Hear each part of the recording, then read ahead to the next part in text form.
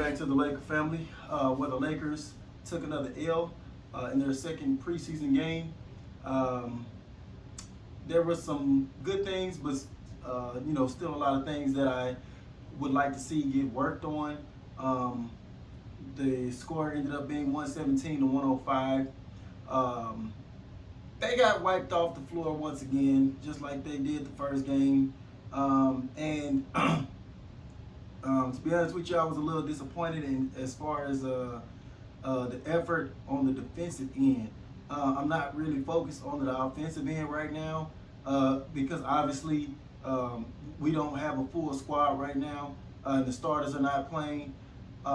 And I told y'all the last video, the only thing I was really looking for is improvement on the defensive side of the ball, and that was non-existent. That is one of the worries that I have going into this season, this 2021 NBA season. We just seemed like we didn't fix anything from the first game. The Suns basically picked us apart. The pick and roll was their main focal point, and we just could not stop it. Guys were late on rotations. We were leaving three-point shooters wide open. Stuff like that, that I was really disappointed in. Were there some silver linings tonight? Yes, there were. Actually, Malik Monk, and that's one of the surprise acquisitions that I was really the most excited about, other than Russell Westbrook, because I thought we really had no chance of securing that diamond in the rough type of player like that. And he was on full display tonight. The guy off the bench shot 7 of 11, 4 of 7 from three-point range. Ooh, that's just sweet. That's sweet right there. Ended up with 18 points total, 3 assists. Man, that is what we need right there, man. You cannot leave this kid open, man. And the sky is really the limit for Malik Monk, man. Like I said, he had a couple of roadblocks in his early career, and he kind of took off a little bit last year with the Hornets and that heavy guard rotation that they had. But I really believe he's one of those diamond in the rough type of players, man. If he stays in the right situation and gets enough minutes, man, this kid could be something special, man. It's like Ray Allen-esque type of game style that he possesses. No, I'm not saying he's Ray Allen, but the way we can feature him, kind of like how the Boston Celtics did with Ray Allen, when he was getting up in age there, how they featured him coming off screens and stuff like that. Man, I feel like we can do the same thing, man, with Malik Monk, man. If not, if not more. But the sky's the limit, man. I don't want to gas him up too early because, us Laker fans, we tend to do that. But I just want to, I'm excited from what I saw, and I would love to see that going forward. I hope he doesn't end up getting lost into lost at the end of the bench, because we know how Frank Vogel is. And we saw how that happened with Montrezl Harrell last year. If we don't have a situation like that, man, I feel like this kid is going to be, he's going to be special for us. We had other players, that looked okay on the offensive end. THT, this is his third year, I believe.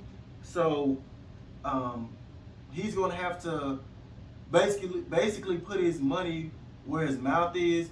And not saying that THT does a lot of talking or anything like that, but basically he has to back up us Laker fans who've kind of put our stamp on him. And we tend, like I said, we tend to do that. We tend to put a stamp on players before they actually become what they're supposed to become. We did that with Kyle Kuzma, and we saw how that turned out. But I feel like this is the year for THT to basically back us up from what we've been believing in him this whole time. So we need to see that type of jump in THT this year. Um, he ended up with 11 points tonight, 2 of 4 from the 3-point line, which is good because that's one of the areas that he needed to improve on.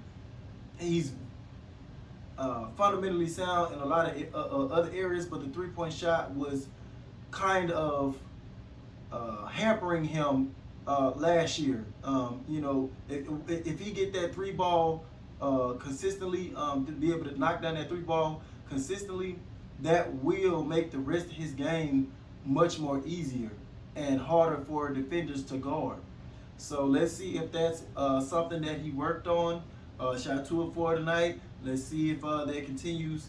If he continues to shoot that better going forward. Kendrick Nunn came in, gave us some good looks. I like Kendrick Nunn's first step. He's deceptive quick. So we got to see what else he can bring to the table going forward. Not a lot, but we saw a little bit from Kendrick Nunn tonight. Carmelo Anthony, 8 points. He shot 4 of 10 from the field. I just feel like he's going to give us that what Kyle Kuzma was supposed to be giving us.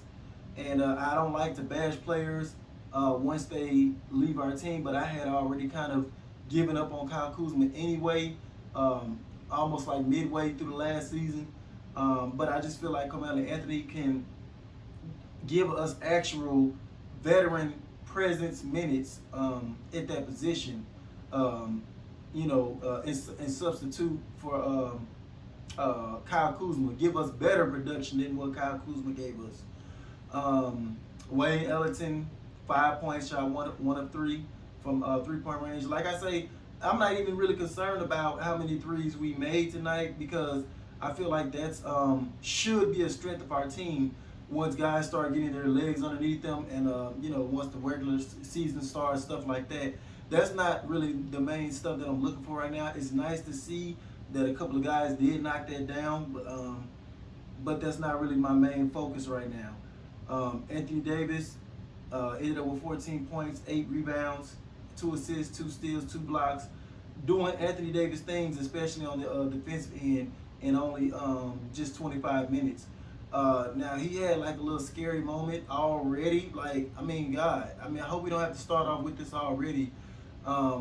It was like a couple of minutes into the game. I don't even think it was a couple of minutes. There was a play where he started clutching for something again, and it's like, wincing. And I'm like, man, I don't want to go through another year of this. I hope that he's not just one of those players that is just always dinged up. You know what I'm saying? Like, I know that's his history, but I just hope that's not going to be him going forward. It almost becomes tiresome to every second look around and see him grimacing and clutching for something, and you gotta hold your breath. Like, I hope it's nothing serious. I don't want to go through another season of that. He changed his trainer, stuff like that. He changed his diet. They say he's in tremendous shape now, according to Lakers staff. Let's see it put to the test. Actions speak louder than words. I got to see it, first to believe this. Rondo came in, gave us 5 assists, 4 points off the bench, and I must say that I feel like Rondo has the best connection with Anthony Davis as far as I like when Rondo left, I didn't see like anybody else being able to be in sync with Anthony Davis as well. As far as knowing where his sweet spots are, they had that eye contact coordination where Rondo would give him a certain look and he'll know to spin and go up for a lob, and the pass would be right there on point like a dime. I couldn't even count how many times they connected for alley-oop dunks the last time Rondo was on his team. and that had been severely lacking once he left. Anthony Davis had kind of started fading out of the offense a lot of times without, with the absence of Rondo. It just like couldn't nobody get him, to be the AD that he was back in 2019 when we won the championship. So hopefully, with Rondo being back, that can kind of help clear up some of those issues, help Anthony Davis stay more focused into the offense. Because if you keep him happy on the offensive end, he will give you stats, especially on the defensive end. 2 steals, 2 blocks. He will give you that. You gotta feed him to keep him happy. Bazemore came in, gave us 5. DeAndre Jordan gave us 6. Gave us some good minutes. He had 7 rebounds and a block. So I like to see that from our big man. No Dwight Howard tonight, but that's fine. It's all good. Like I say, I'm not worried about the win. I'm just worried about stuff that we can kind of control and give effort on. Giving up 117 points again to a team that doesn't even have all their starters. Yes, they did have Chris Paul for a minute there and DeAndre Ayton. But come on, guys, 117. We got to do better than that. And Frank Vogel is a defensive-minded coach, so it's going to be interesting to see. And he really has a low tolerance for players that don't want to come in and give their all defensively. So guys are going to be in for a rude awakening, man, as far as minutes, if they think that they're going to come in here and lollygag around on that end of the floor. As much as I have my questions on Frank Vogel, I do know that he does not play when it comes to not giving your all defensively. And he will yank you like that. So, I mean, that's all I got. Don't really want to really stretch this out too long for a preseason game. But as always, thank y'all guys for joining the after party with the Laker family. And help this channel grow by like, sharing, and subscribing. And I'll catch you guys on the next one. Peace. Can't be touched.